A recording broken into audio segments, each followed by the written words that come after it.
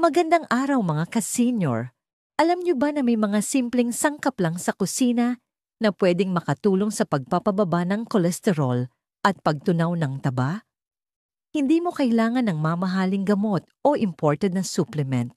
Minsan, nandyan lang sa harap natin, luya, bawang, kalamansi, at honey. Ngayong episode, pag-uusapan natin kung paano nakatutulong ang kombinasyong ito sa kalusugan ng mga senior, lalo na sa mga gustong kontrolin ang timbang, kolesterol at blood pressure. Pero tandaan, ito ay natural na suporta lamang, hindi kapalit ng gamot o payo ng doktor.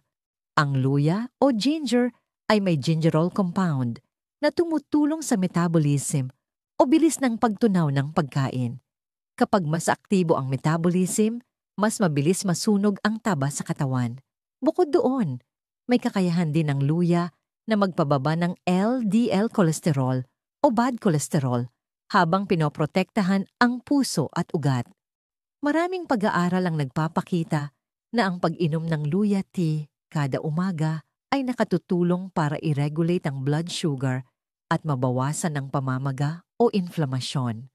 Para sa mga senior na hirap magbawas ng timbang, ang luya ay maituturing na natural na pampatunaw ng taba na ligtas gamitin araw-araw. Sino bang hindi kilala ang bawang? Bukod sa pampasarap ng adobo at sinigang, ito rin ay natural na panlaban sa high cholesterol at high blood.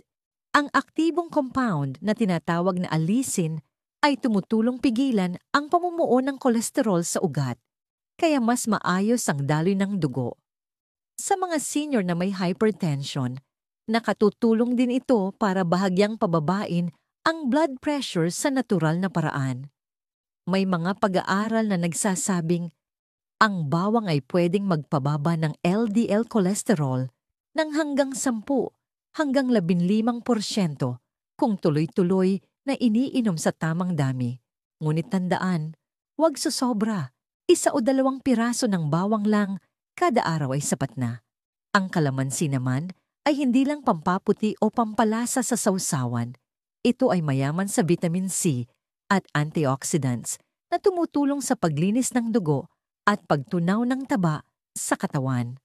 Ang citric acid ng kalamansi ay tumutulong din sa detoxification. Tinatanggal ang mga lason at sobrang kolesterol sa ating atay at dugo.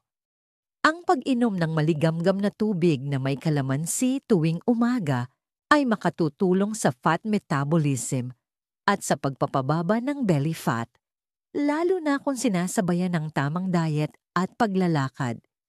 Hindi lahat ng matamis ay masama.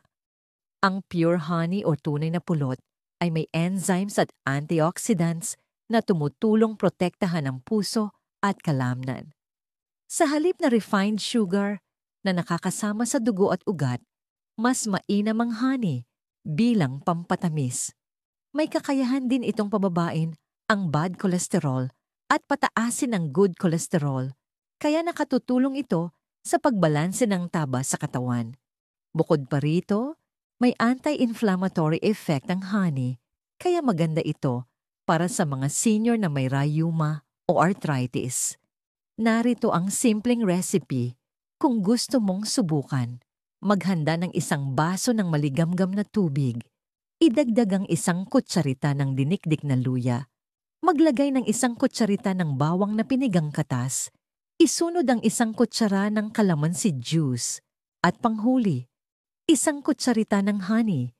Haluin ito ng mabuti at inumin sa umaga bago mag-almusal. Kung first time mo pa lang, subukan muna ang kalahating dami at obserbahan kung okay sa tiyan. Huwag araw-arawin kung may acid reflux o ulcer dahil ang kalamansi ay maasim.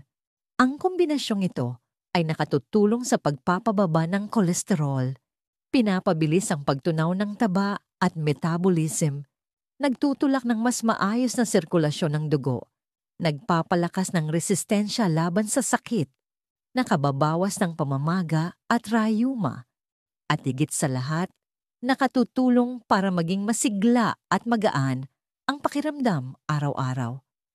Paalala lang mga ka-senior, Ang mga ito ay natural na tulong lamang sa kalusugan.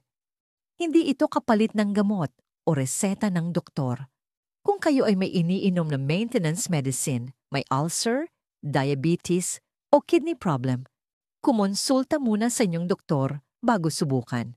Laging tandaan, ang tamang diet, sapat na tubig, at regular na paggalaw ay susi pa rin sa kalusugan.